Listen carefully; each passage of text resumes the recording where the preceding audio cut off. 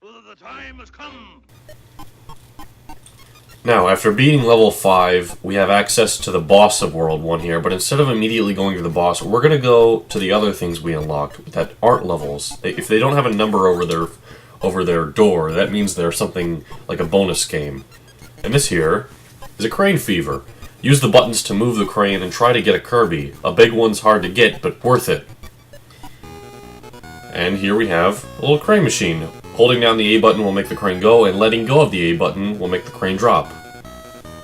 Now, we want to get the big one, and since he is closer, it is a lot easier to get... you want the pink Kirbys, of course. It is easier to get the ones that are closer to the exit, because it draws it back automatically, so that's pretty easy. Oh man, that's a bit further away, but we can try. Oh man, I love the music and the background in the crane game. This is one of the most pretty NES games I think ever made. Oh, we dropped it. We get 2 attempts, so we only managed to get the one big Kirby. But the big Kirbys are worth 2 lives, so the little one's worth 1. Either way, it's still useful to grab them. And then, the other thing we unlocked here is a museum. Here is a colorful display of enemies with special abilities. Eat the one you want. In this case, in World 1's case, there's only one enemy on display, which is the sword enemy, which I guess we can grab.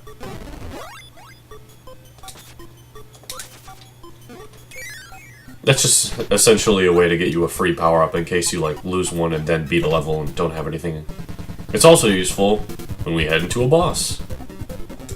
Wispy Woods from the first game. Yep, he's back, and even easier than last time because we have a sword.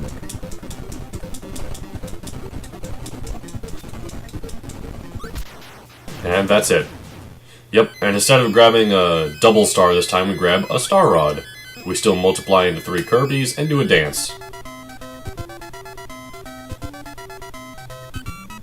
Man, I almost feel bad for Wispy Woods this time. Ice Cream Island, level 2.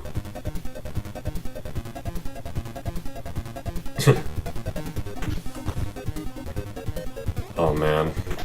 This was my first ever Kirby game, as I had mentioned, but I didn't mention how it was my first Kirby game. How it happened was, me and my brother were at a friend of ours' house, playing Super Smash Bros. For the first time, period. And we were playing, you know, I was playing a lot of the characters and having some fun with it.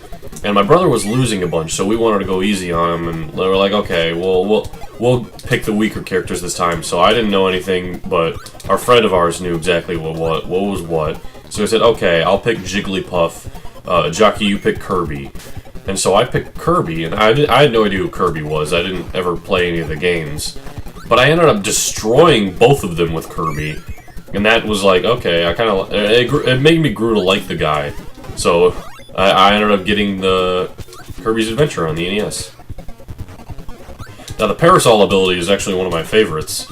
It has a normal attack just like Sword and some of the other ones, but it does also protect, or it protects above Kirby's head when things are falling on it, like so.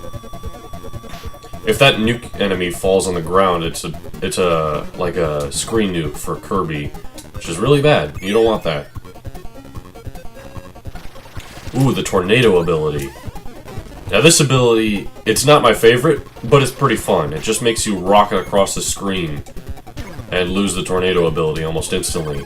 That's okay, it's the end of the level.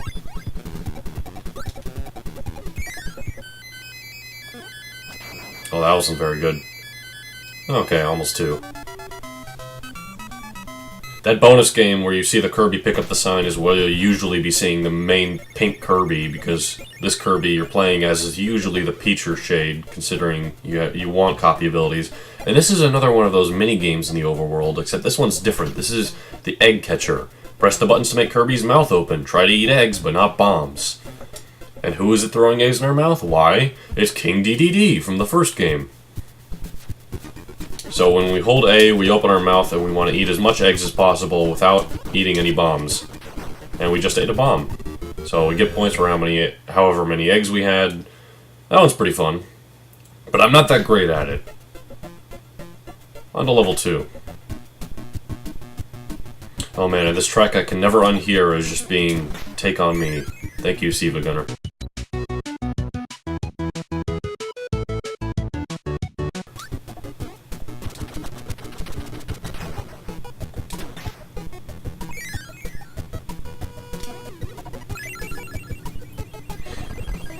In the meantime... Oh, I think this is the level where you get introduced to the wheel ability. We have a mini-boss to face.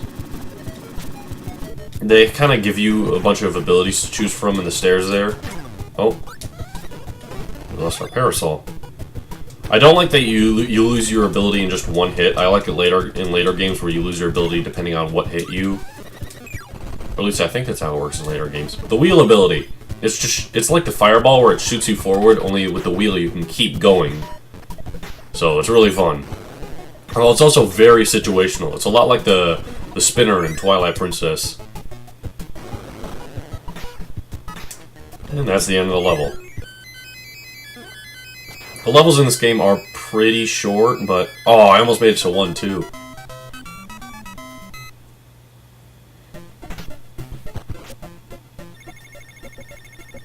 Moving on, there's another one of those, crane games there. We can ignore that for now and just head to level 3. Just hit that guy. I don't want the wheel ability. As I said, very situational.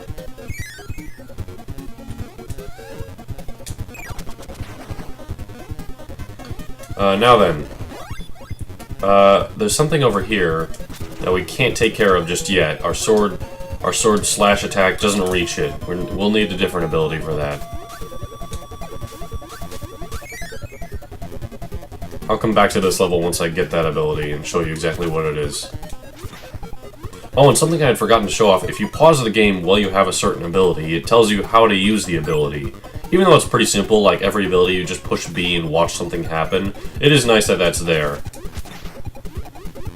Watch out for that Gordo.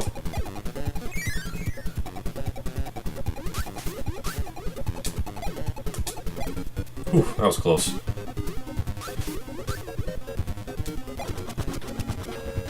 Oh, there goes my sword. I could make the effort to pick it up, but considering I'll be coming back here with a different ability in a moment, I'm not too worried. Oh, it's that guy again! But this time, instead of helping us, he's sending enemies after us. What exactly is his intentions? Well, that guy there is Meta Knight. And these people here are the Meta Knights, with a dash. Thank you, Jaywitz. But, yeah, Meta Knight works with King DDD, but it's not exactly clear what he wants in this game. Like, sometimes he'll give us invincibility power-ups, sometimes he'll be sending these guys after us to kill us. So who knows? But that is just an enemy rush where you gotta fight those guys. It honestly is easier to fight those guys with just inhaling them, rather than using an ability, because some abilities they just run away from or aren't affected too much by. The inhale has a good range, so... I suppose there are other ranged abilities that are good for that too, that I'll show off in time.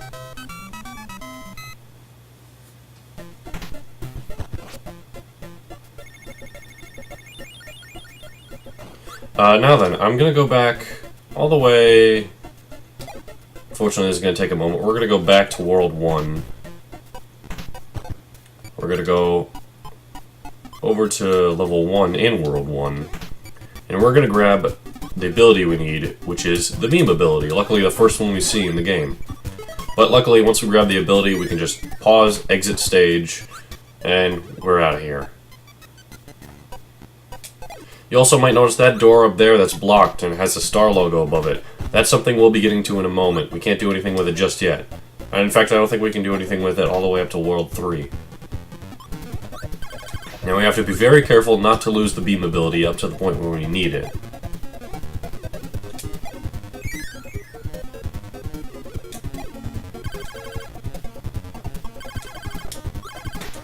Now, the thing that's different about the beam ability from other abilities like the sword is that it goes through walls, and like I said, goes up and down. So we can manage to hit that bomb brick there, and make it over here. And what's this? A new enemy that I just killed.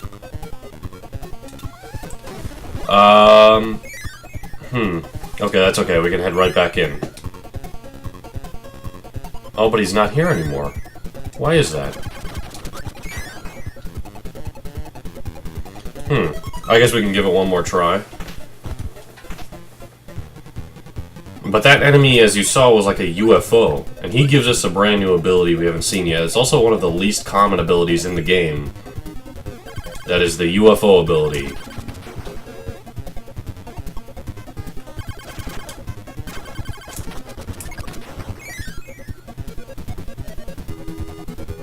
He's not here at all.